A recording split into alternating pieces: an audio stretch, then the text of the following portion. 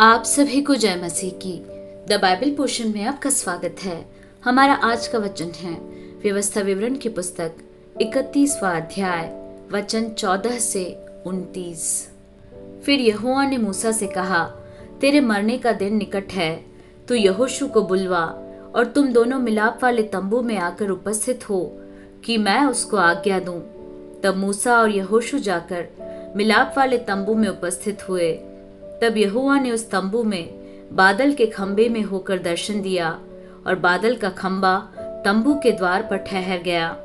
तब यहोवा ने मूसा से कहा, तू तो अपने पुरखाओं के संग सो जाने पर है और ये लोग उठकर उस देश के पराये देवताओं के पीछे, जिनके मध्य वे जाकर रहेंगे, व्यभिचारी हो जाएंगे और मुझे त्याग कर उस वाचा को जो मैंने उनसे बांधी है तोड़ेंगे।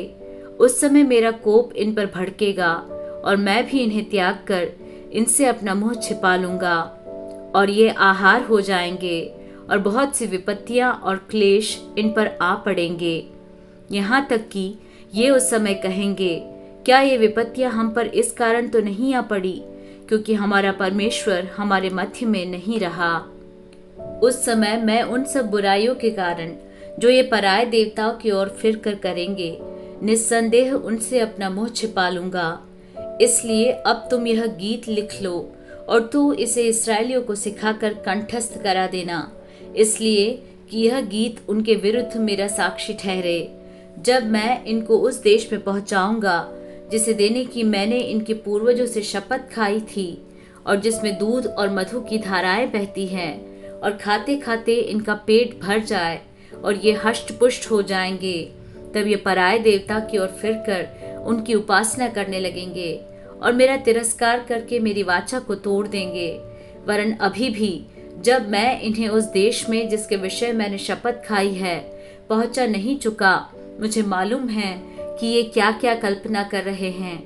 इसलिए जब बहुत सी विपत्तियां और क्लेश इन पर आ पड़ेंगे, तब यह गीत इन पर साक्षी देगा, क्योंकि इनकी संतान इसको कभी भी नहीं भूलेगी। तब मूसा ने उसी दिन यह गीत लिखकर इस्राएलियों को सिखाया और उसने नून के पुत्र यहोशू को यह आज्ञा दी, हियावंत और दृढ़ हो, क्योंकि इस्राएलियों को उस देश में जिसे उन्हें देने को मैंने उनसे शपथ खाई है तू पहुंचाएगा और मैं आप तेरे संग रहूंगा। जब मूसा इस व्यवस्था के वचन को आदि से अंत तक पुस्तक में लिख चुका, तब उसने यहोवा का संदूक उठाने वाले लेवियों को आज्ञा दी, व्यवस्था की इस पुस्तक को लेकर अपने परमेश्वर यहोवा की वाचा के संदूक के पास रख दो कि यह वहां तुझ पर साक्षी देती रहे, क्योंकि तेरा बलवा और हठ मुझे मालूम है। देखो, मेरे जीवित और संग रहते हुए भी तुम यहोवा से बलवा करते आए हो, फिर मेरे मरने के बाद भी क्यों न करोगे। तुम अपने गोत्रों के सब वृद्ध लोगों को और अपने सरदारों को मेरे पास इकट्ठा करो कि मैं उनको ये वचन सुनाकर उनके विरुद्ध आकाश और पृथ्वी दोनों को साक्षी बनाऊं, क्योंकि मुझे मालूम है कि मेरी मृत्यु के बाद तुम बिल्कुल बिगड़ जाओगे और जिस मार्ग में चलने की आज्ञा मैंने तुमको सुनाई है उसको भी तुम छोड़ दोगे।